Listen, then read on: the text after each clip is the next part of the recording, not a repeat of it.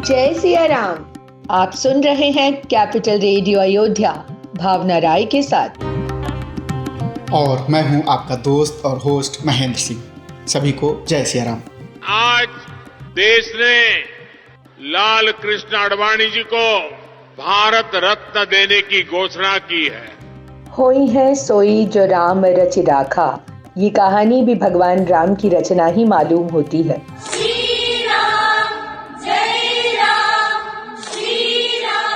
अयोध्या में सदियों लंबी प्रतीक्षा की घड़ी जब पूरी हुई, तब एक नाम का जिक्र बार बार हुआ।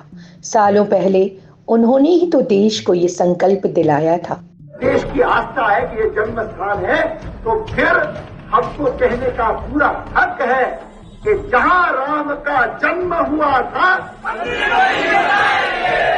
जहाँ राम का जन्म हुआ था, कहानी का ये प्रसंग 1990 का है। 34 साल बाद वहीं उसी जगह पर भव्य मंदिर बन चुका है। हमारे राम आ गए हैं। और इसी समय उस महान व्यक्ति को देश का सबसे प्रतिष्ठित सम्मान देने का ऐलान हुआ है। अयोध्या में राम मंदिर बनाने के लिए हुए आंदोलन के वो शिखर पुरुष हैं। लेकिन फिलहाल कई लोग, खासकर वो जो हर बात को राजनीति के चश्मे से देखते हैं, ये मान बैठे थे कि उन्हें जानबूझकर किनारे किया जा रहा है। लेकिन वो कहते हैं ना, फिल्मों की तरह हमारी जिंदगी में भी एंड में सब ठीक हो जाता है। हैप्पीज एंडिंग्स। निश्चित ही ये कहानी का अंत नहीं, चरमोत्कर्ष है। भारत रत्न सम्मान के लिए चुने गए श्री लाल कृष्ण आडवाणी की जीवन गाथा में कई मोड़ हैं और अधिकांश बहुत ही दिलचस्प। लेकिन सबसे ज्यादा चर्चा जिन प्रसंगों की होती है, उनके केंद्र में अयोध्या और राम मंदिर है। इस पॉडकास्ट में आप सुनेंगे वही पूरी कहानी। अदालत क्या इस बात का फैसला करेगी कि यहाँ पर राम का जन्म हुआ था कि नहीं हुआ था? आडवाणी की इस पूरी कहानी में कुछ देखे कुछ अनदेखे पन्ने खुलेंगे।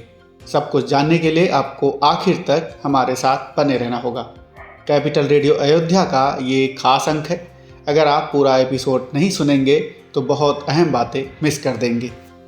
इस बार भी हमेशा की तरह आरोग्य ज्योतिष कार्यक्रम में आपकी मुलाकात होगी आचार्य श्रीकांत शास्त्री इंदुराजा से। 12 भाव कुंडली में हो में उनके विषय में जानेंगे कि कौन सौ भाव काहे के लिए कहे गए हो। राम मंदिर आंदोलन का इतिहास बहुत ही पुराना है, लेकिन इसने सबसे तेज रफ्तार तब पकड़ी जब रथ पर लाल कृष्ण आडवाणी सवार हुए। वो तब भारतीय जनता पार्टी के अध्यक्ष थे और सोमनाथ से अयोध्या के लिए यात्रा लेकर निकले थे। ये जो रथ है, लोक रथ है, जनता का रथ है, जो सोमनाथ से चला है और जिसने मन में संकल्प किया हुआ है कि 30 अक्टूबर को वहां पर पहुंच करके कार सेवा करेंगे और मंदिर वहीं बनाएंगे। लाल कृष्ण आडवाणी की रथ यात्रा ने राम मंदिर आंदोलन की दिशा ही बदल दी। अयोध्या में भगवान श्री राम के जन्म स्थान पर मंदिर बनाने के संकल्प को पहले कभी इतना बल नहीं मिला था। भारत में सांस्कृतिक राष्ट्रवाद, इसको आगे लाने में राम जन्मभूमि इस मुद्दे को एक राष्ट्रीय मुद्दा बनाने में आडवाणी जी का बहुत बड़ा रोल है। रथ यात्रा उन्होंने शुरू की। इसने भारतीय जनता पार्टी का भी कायाकल्प कर दिया। सांस्कृतिक राष्ट्रवाद की अलग जो देश में जगाई रथ यात्रा के माध्यम से। आज पूरी देखिए पार्टी कहां से कहां पहुंच गई। आज प्रभु राम का मंदिर बन गया। तो आडवाणी जी का योगदान देश की राजनीति, राष्ट्र नीति, पार्टी की विचारधारा को गांव तक पहुंचाने में अभूतपूर्व है। राम मंदिर आंदोलन की अगुवाई करने के पहले भी लाल कृष्ण आडवाणी राष्ट्रीय राजनीति में एक अलग ही पहचान बना चुके थे। ये पहचान लोकतंत्र के एक सजग प्रहरी की थी। भारत में लोकतंत्र की रक्षा के लिए आडवाणी जी ने जो संघर्ष किया वह आज ही प्रेरणादायक है। 1975 में इंदिरा गांधी जब प्रधानमंत्री थी तो इमरजेंसी लगाई गई और इमरजेंसी के दौरान आडवाणी जी 19 महीने जेल में थे। इंदिरा गांधी हटी और केंद्र में जनता पार्टी की सरकार बनी। तब लालकृष्ण आडवाणी मंत्री भी बने। उसके पहले वो अटल बिहारी वाजपेयी के साथ जनसंघ को मजबूत बनाने वाले आला नेताओं में शामिल थे। आडवाणी जी हम लोग के पितृ पुरुष हैं। जनसंघ के समय से पार्टी को आगे बढ़ाने में आडवाणी जी ने क्या नहीं किया। अटल जी, आडवाणी जी हमारे पार्टी के विस्तार में अटल जी और आडवाणी जी की बहुत महत्वपूर्ण भूमिका रही है। उनके परिश्रम के कारण आज हमको यह दिन देखने के लिए मिला है। लेकिन राम मंदिर आंदोलन के पहले तक भारतीय जनता पार्टी ने देश की राजनीति की केंद्रीय धुरी नहीं थामी थी और लालकृष्ण आडवाणी भी अटल बिहारी वाजपेयी की छाया में छुपे छुपे दिखते थे। 1950 के दशक में श्री दीनदयाल उपाध्याय ने उन्हें अटल जी के सहयोगी के रोल में ही राजस्थान से दिल्ली भेजा था। पार्टी की कमान संभालने राज्यसभा और लोकसभा पहुंचने से पहले वो ऑर्गेनाइजर अखबार से भी जुड़े रहे। राम मंदिर आंदोलन उनके करियर का टर्निंग पॉइंट बन गया। सोमनाथ से अयोध्या जाने वाले रथ में सवार होते ही वो एक नए अवतार में थे और तब से करीब एक दशक तक वो भारतीय राजनीति के शिखर पुरुष हो गए। आडवाणी जी के रथ में सवार रहे मौजूदा प्रधानमंत्री नरेंद्र मोदी को भी उस यात्रा ने एक नई पहचान दी। राम मंदिर के लिए यात्रा भी की, संकल्प भी लिया। जो उनके सारथी उस समय भी थे, उनके रथ में भी थे नरेंद्र मोदी जी, वो आज देश के प्रधानमंत्री है। प्रधानमंत्री नरेंद्र मोदी को भी याद है कि लालकृष्ण आडवाणी के नेतृत्व में भारतीय जनता पार्टी कहां से कहां पहुंच गई। ये किसी करिश्मे से कम नहीं था। आडवाणी जी को भारत रत्न दिए जाने के ऐलान के समय उन्होंने इसका जिक्र भी किया। ये सम्मान 2 सांसदों वाली पार्टी से चलकर देश और विश्व की सबसे बड़ी पार्टी बनने का और लोकतंत्र को मजबूती देने वाले कार्यकर्ताओं के संघर्षों का सम्मान है। 1942 में राष्ट्रीय स्वयंसेवक संघ से जुड़े आडवाणी जी साल 2019 तक लोकसभा के सांसद रहे। पिछले 5 सालों से वो सक्रिय राजनीति से दूर हैं, लेकिन आम कार्यकर्ता से लेकर पार्टी अध्यक्ष तक उनके योगदान को सिर माथे रखते हैं। आडवाणी जी हमारे वो नेता हैं जिन्होंने जमीनी स्तर पर बूथ स्तर से काम करते हुए वो एक बार नहीं कई बार राष्ट्रीय अध्यक्ष रहे। उन्होंने पार्टी की सेवा की। आज जो ये विशालकाय पार्टी, एक बड़ी पार्टी, दुनिया की सबसे बड़ी पार्टी बनी है, ये संभव तभी हुआ है जब आडवाणी जी, अटल जी जैसे लोगों ने इसको अपने खून पसीने से सींचा है। हालांकि विपक्ष की राय उन्हें लेकर बंटी हुई है। कांग्रेस के अध्यक्ष मल्लिकार्जुन खड़गे आडवाणी को सम्मान दिए जाने से खुश हैं। आडवाणी जी को जो दिए हैं ठीक है, उसका हम स्वागत करते हैं। वहीं समाजवादी पार्टी के प्रमुख अखिलेश यादव को इसमें भी लोकसभा चुनाव में फायदा लेने की मंशा नजर आती है। ये भारत रत्न अपने वोट को बांधने के लिए दिया जा रहा है, ये सम्मान में नहीं दिया जा रहा है। सम्मान तो है खैर उस बात को, क्योंकि भारत रत्न है, लेकिन अपने वोट को बांधने के लिए। राष्ट्रीय जनता दल के नेता आडवाणी जी को मंदिर मस्जिद विवाद का जनक बताते हैं।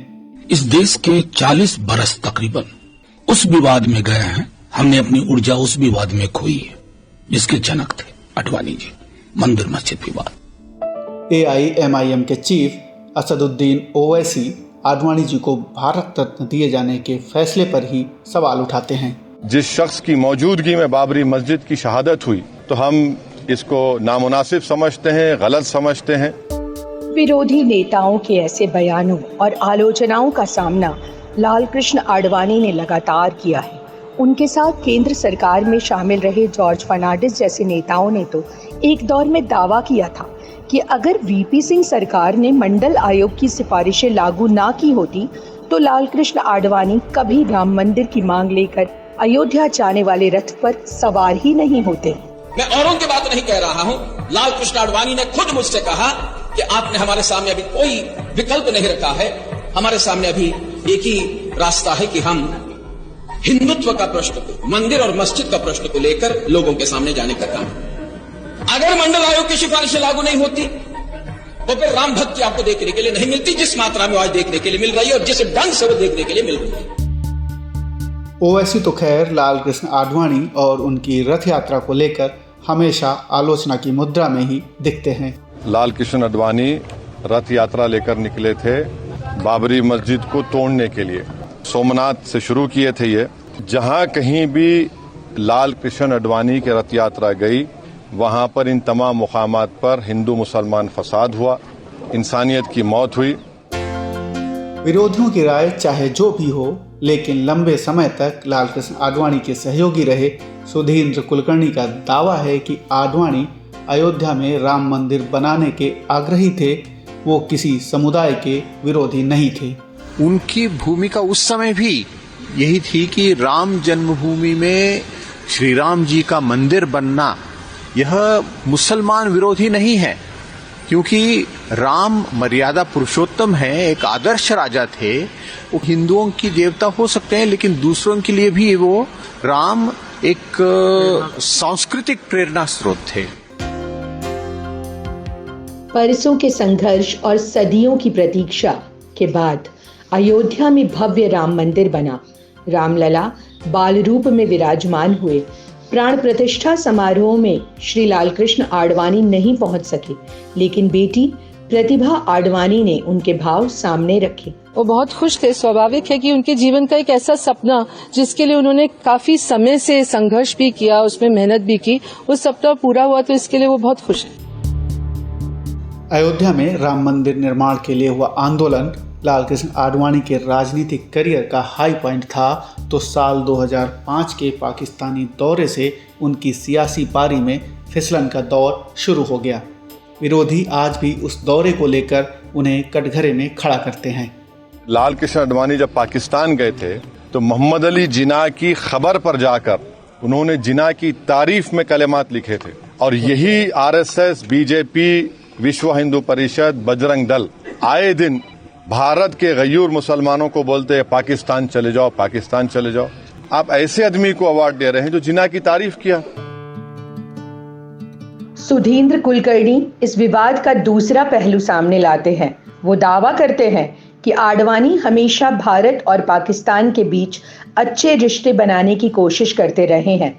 वो पाकिस्तान के कराची में जन्मे, वहीं पढ़े, उन्होंने विभाजन की त्रासदी को भी झेला। जब वे भारतीय जनता पार्टी के अध्यक्ष रहे, उप प्रधानमंत्री रहे, उन्होंने जीवन पर्यंत भारत और पाकिस्तान के बीच अच्छे रिश्तों को बहाल करने के लिए काम किया, क्योंकि भारत के विभाजन के वे स्वयं एक विक्टिम थे।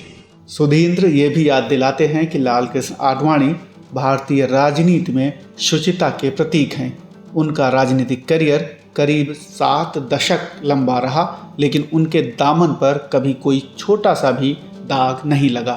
राजनीति यह स्वच्छ राजनीति होनी चाहिए, भ्रष्टाचार मुक्त राजनीति होनी चाहिए, सुराज यानी गुड गवर्नेंस की ओर भारत को ले जाने वाली राजनीति होनी चाहिए।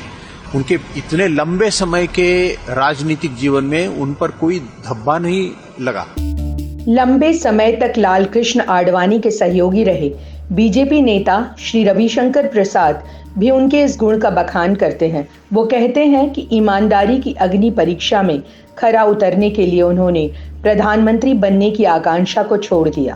और देखिए उनका हृदय, 95 में उन्होंने स्वयं कहा कि अब अटल जी भारत के प्रधानमंत्री बने, याद है ना?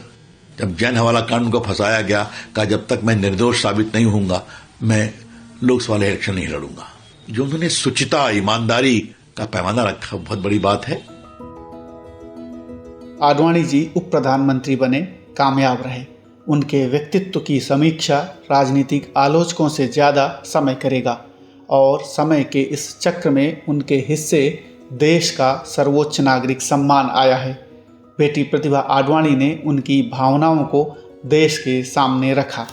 वैसे भी वो कम एक्सप्रेस करते हैं, जीवन भर में वो कम शब्दों वाले इंसान रहे, बट स्वाभाविक उनकी आंखों में आंसू थे। आडवाणी जी के बेटे जयंत ने भी खुशी जाहिर की है, और इस समय परिवार सबसे ज्यादा कमी लाल कृष्ण आडवाणी की पत्नी कमला आडवाणी की महसूस कर रहा है।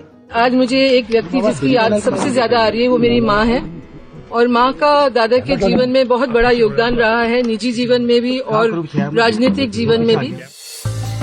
आडवाणी ने अपनी ऊर्जा से सिर्फ भारतीय जनता पार्टी को विद्युतीय गति ही नहीं दी, उन्होंने ऐसे कई ऊर्जावान और सामर्थ्यवान नेताओं को भी दिशा दिखाई जिन्होंने अपने नेता के शुरू किए सांस्कृतिक रथ के पहिए की रफ्तार आज भी कम होने नहीं दी है।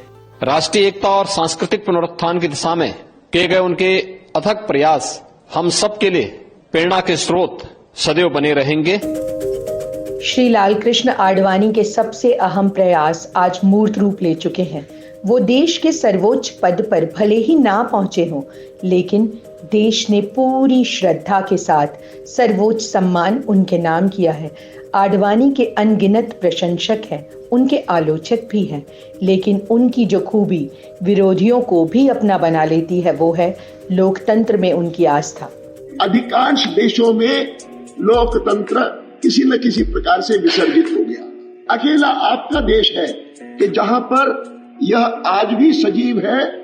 क्या कारण है? मैंने कहा मैं सोचता हूं तो मुझे एक ही बात सूझती है, और वो ये सूझती है कि लोकतंत्र की सफलता के लिए सबसे बड़ा कोई गुण चाहिए तो वो ये चाहिए कि एक विपरीत विचारधारा के बारे में भी सहिष्णुता का भाव। रामराज की भी तो यही विशेषता बताई गई है। सब नर करहि परस्पर प्रीति, चलहि स्वधर्म निरत श्रुति नीति। आप सुन रहे हैं कैपिटल रेडियो अयोध्या की विशेष प्रस्तुति। इसके बारे में हमें कमेंट करके ज़रूर बताएं। आप में से कुछ लोगों की बातें हम आने वाले पॉडकास्ट में शामिल करेंगे। आप हमें अपनी बात रिकॉर्ड करके भी भेज सकते हैं। पिछले अंक को लेकर हमारे श्रोता राजकुमार शर्मा ने कमेंट किया है।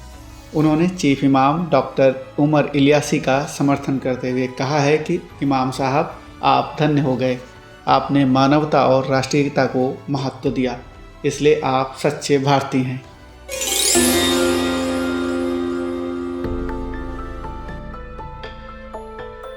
यह है कैपिटल रेडियो अयोध्या। आप हमें फेसबुक, यूट्यूब और ट्विटर के साथ स्पॉटिफाई और पॉडकास्ट के कई दूसरे प्लेटफॉर्म पर भी सुन सकते हैं। इस पॉडकास्ट को लेकर आप कोई फीडबैक देना चाहें या हमें अपने सुझाव देना चाहें तो capitalradioayodhya@gmail.com पर मेल कर सकते हैं। यह है कैपिटल रेडियो अयोध्या, अवधपुरी की आवाज़। और अब समय है ग्रह नक्षत्रों की चाल देखने का, यानी आरोग्य ज्योतिष कार्यक्रम का। भारत के जाने माने ज्योतिषी आचार्य श्रीकांत शास्त्री इंदुराजा से जानिए अपने आप को और अपने प्रियजनों को हमेशा तंदुरुस्त रखने का आसान उपाय। कैपिटल रेडियो अयोध्या के सभी श्रोताओं के लिए जय श्री कृष्ण, जय श्री राम। करी गोपाल की सब हुई। बंधुओं, आरोग्य ज्योतिष कार्यक्रम के अंतर्गत आज हम कुंडली के जो भाव हैं, 12 भाव कुंडली में हों, उनके विषय में जानेंगे कि कौन सा भाव काहे के लिए कहो गए हो। तो कुंडली का प्रथम भाव जो है वो लग्न कहलावे। प्रथम, चतुर्थ, सप्तम और दसम भाव, ये चारों खाने जो है वो केंद्र कहलावे। पांचवा और नौवां भाव जो है वो त्रिकोण कहलावे। दूसरा, पांचवा, आठवां और 11वां भाव जो है वो पर्णफर कहलावे। तीसरा, छठा, नौवां और 12वां भाव जो है आपोक्लिम कहलावे। कुंडली के षष्ठ, अष्टम और द्वादश भावन को त्रिक नाम से कहो गए हुए। इन्हीं भावन को दुष्ट स्थान, इविल हाउस भी कहो गए हुए। कुंडली के तीसरे, छठे, 10वें और 11वें भाव को उपचय भी कह में, और शेष भाव जितने भी हैं वो सोए अनुपचय कहला। जन्म कुंडली के जो 12 भाव हैं उनसे कौन कौन सी चीज को विचार किया जाए, कौन से भाव से क्या देखना चाहिए। तो कुंडली में सबसे पहला प्रथम भाव या को लग्न के, वह से शरीर है, मस्तिष्क है, आत्मा है और व्यवसाय, व्यापार आदि के विषय में विचार किया जाए। कुंडली के द्वितीय भाव से आर्थिक स्थिति, फाइनेंशियल पोजीशन, पारिवारिक सुख और दाहिने नेत्र संबंधी रोगन को विचार किया। कुंडली के तीसरे भाव से साहस यानी पराक्रम, भाई बहन, विदेश यात्रा और दाहिनो कान व दाहिने हाथ के विषय में विचार किया जाए। कुंडली के चतुर्भाव से मकान, जमीन जायदाद, घर, वाहन, माता, मित्र, मानसिक शांति, भागीदारी, पार्टनरशिप और स्थानांतरण, इन विषयों को विचार। कुंडली के 5वें भाव से विद्या है, बुद्धि है, संतान है, लॉटरी है, वायदा व्यापार आदि कन के विषय में विचार किया जाए। कुंडली के 6ठे भाव से रोग, शत्रु, दाहिनों पैर, मुकदमा और ननिहाल पक्ष आदि को विचार किया जाए। कुंडली के 7वें भाव में स्त्री या पति, अगर पुरुष की कुंडली है तो स्त्री के विषय में और स्त्री की कुंडली है तो वह पति के विषय में। वैवाहिक जीवन, गुप्त रोग, उदर रोग आदि विषय को विचार किया जाए। 8वें भाव से आयु, बायों पैर, कारागार यानी जेल संबंधी घटनाओं के विषय में विचार किया जाए। 9वें भाव से भाग्य, संपत्ति, धर्म के प्रति रुचि, आस्था, आकस्मिक लाभ, ये सब विषय विचार किए जाए। कुंडली के 10वें भाव में राजनीति को क्षेत्र, राज्येश, उच्च पद की प्राप्ति, पदोन्नति, पिता, सम्मान, प्रसिद्धि यानी ख्याति और हृदय आदि को विचार किया जाए। कुंडली के 11 भाव से आय, लाभ, बायों कान और बायों हाथ के विषय में विचार करें।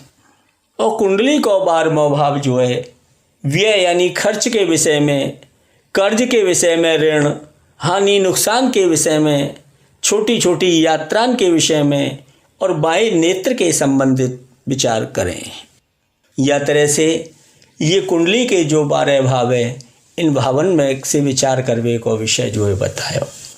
अब आगे चल के हम बात करेंगे कि हमारे जो रोग हैं वो कौन से रोग जो है किस ग्रह के आधार पर हैं और वह को रोग से निदान जो है ज्योतिष के द्वारा कैसे किया जाए, यह विषय पर बात करेंगे।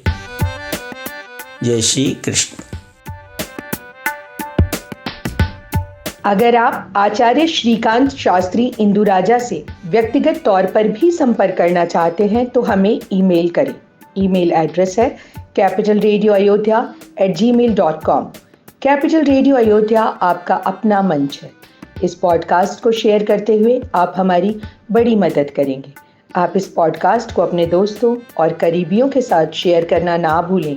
आपके सुझाव और फीडबैक हमारे लिए बहुत अहम है।